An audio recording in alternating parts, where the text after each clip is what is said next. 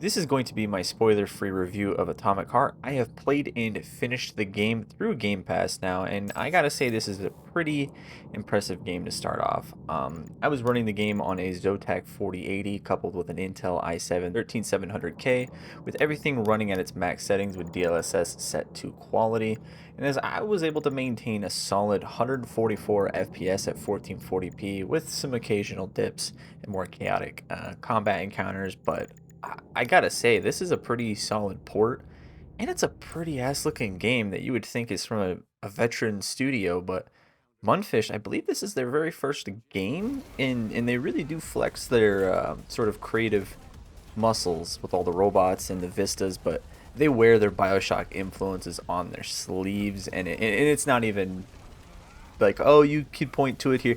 They literally pretty much show it in a scene. A rapture.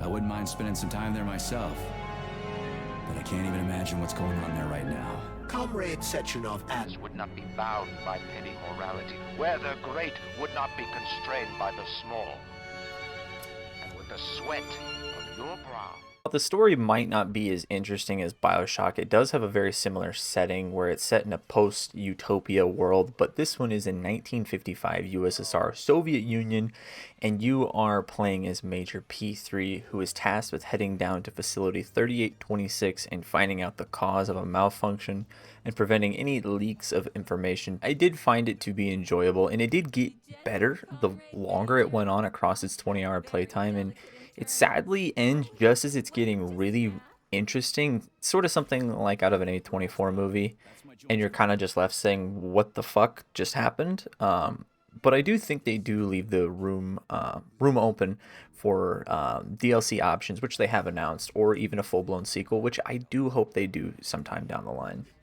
I also do feel like the gunplay in this game was pretty solid, a little weighty, but you can really feel that weightiness when it comes to the melee combat with each swing. And with the array of weapons that are available at your disposal, you can create a solid loadout towards the end of the game. That early game, though, might be a little tricky, and you might feel very overwhelmed by the robots. Now, the main game is shuffling you from facility to facility, and in between these facilities is the open world.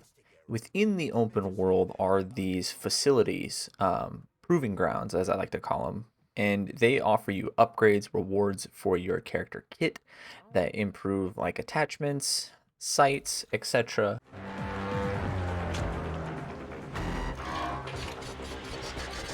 And unfortunately, I don't think I can show you too much of it in here without the video possibly getting demonetized or taken down, whatnot. But the music was done by Mick Gordon and Jeff Plays Guitar. And holy shit, these two need to work together more often, because sometimes I found myself drawing out combat encounters just to see if there was an extra verse or another layer into their songs. Mick Gordon is partially the reason why I even know about this game. When they released a trailer, I think back in 2020 with him attached to it, I was like, oh fuck, I need to look at that game more. I had seen sort of the tech demo they did originally and just didn't, kind of wrote it off, but his name was what kind of put this game on the map for me, and I'm glad for it. I think at the end of the day, your mileage may vary with Atomic Heart. Some may not enjoy the dialogue, others might find it a little charming. Crispy critters, I don't... The combat, while not perfect, does offer up some depth once you gain an arsenal, and you truly do become unstoppable. And while the open world isn't anything to write home about, it does serve the purpose of connecting the complexes to one another. And at the end of the day, Atomic Heart flirts with greatness in so many ways, is an impressive debut title for this studio. Neural network, Operation Atomic Heart.